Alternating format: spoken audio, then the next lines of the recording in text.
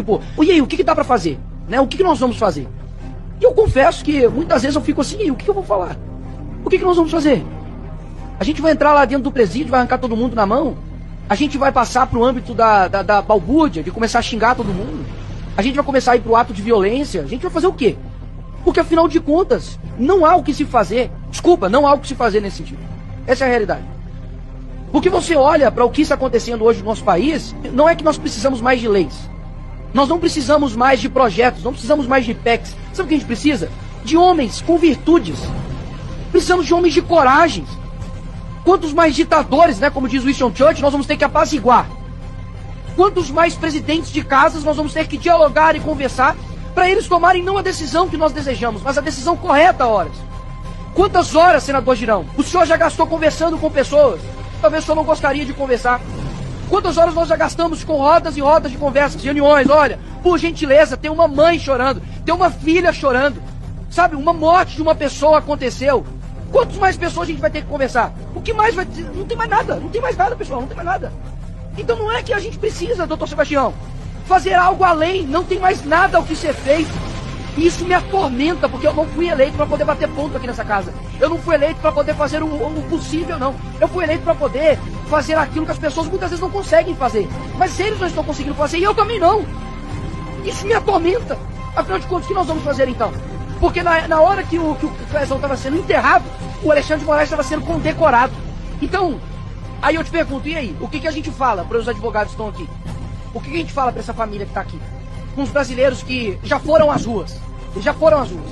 E, inclusive, muito que está acontecendo hoje tem pressão digital do STF, sim, óbvio. Tem pressão da mídia, sim, cúmplices da morte do Clezão. Mas também tem muito impressão digital de isentos que lá atrás batiam em um homem que estavam defendendo a liberdade e hoje sofrem também dessa própria ditadura. Então, o que eu tenho para dizer aqui hoje é simples e claro. Não há meios legais contra uma tirania. E eu gostaria muito de ouvir de alguém realmente uma solução. Mas eu não escuto de ninguém. Muitos dizem talvez algumas coisas do que se fazer, mas olha, se de fato defesa resolvesse algo, eu não teria sido condenado ontem. O Bolsonaro não teria ficado inelegível. A Dilma teria perdido seus direitos políticos. A OAB estaria não fazendo um discurso firme como o doutor Sérgio Leonardo fez, mas estaria em paz, porque os direitos dos advogados estariam sendo respeitados, mas não é isso que está acontecendo. Ou seja, a letra fria da lei já não resolve mais.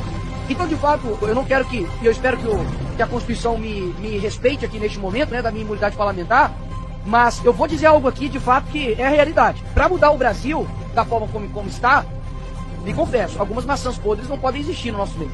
Se acontecer de algum dia alguém retornar aqui no nosso país, na presidência, ou a gente faz aquilo que nós aprendemos, de que o Olavo disse, olha, ou você coloca a esquerda na cadeia pelos crimes que eles cometeram, ou eles irão nos colocar na cadeia pelos crimes que nós não cometemos.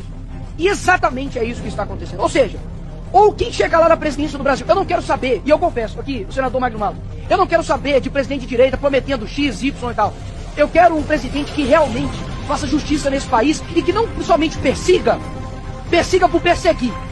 Mas eu quero um presidente que tenha coragem de fazer aquilo que o Lula está fazendo, de que o Dino está fazendo, de que esses canalhas de ministro do STF como Alexandre de Moraes está fazendo, que é perseguir pessoas de bem.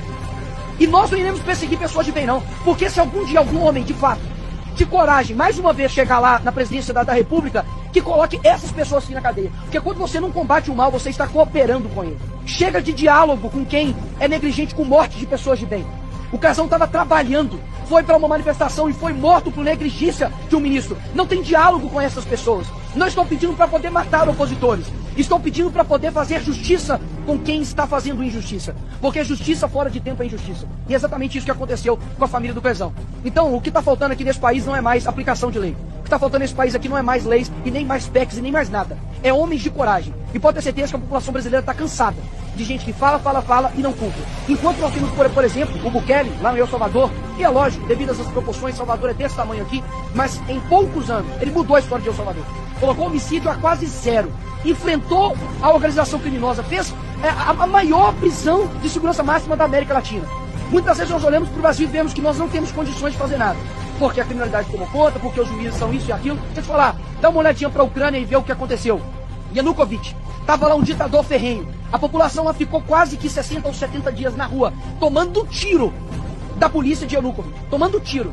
Os jovens de lá, pessoas da minha idade, menos do que eu, 16, 17 anos, estavam lutando contra a tirania, porque sabiam o que era enfrentar as dores de fato de um ditador. E eles conseguiram enfrentar isso e venceram. O que falta hoje no Brasil é dizer o seguinte, de que nós iremos vencer isso. Mas não tem como vencer uma antidemocracia com meios democráticos, porque tudo que nós fizermos será considerado antidemocrático. A gente há pouco tempo estava indo pra rua para poder trabalhar e fomos chamados de genocídios. Vocês estão esperando que nós vamos ser chamados de quê? Se não tem mais um nome. Que nós vamos ser chamados de democráticos, vamos conversar com um e vamos conversar com o outro, e as pessoas que nunca respeitaram a Constituição agora vão passar a respeitar.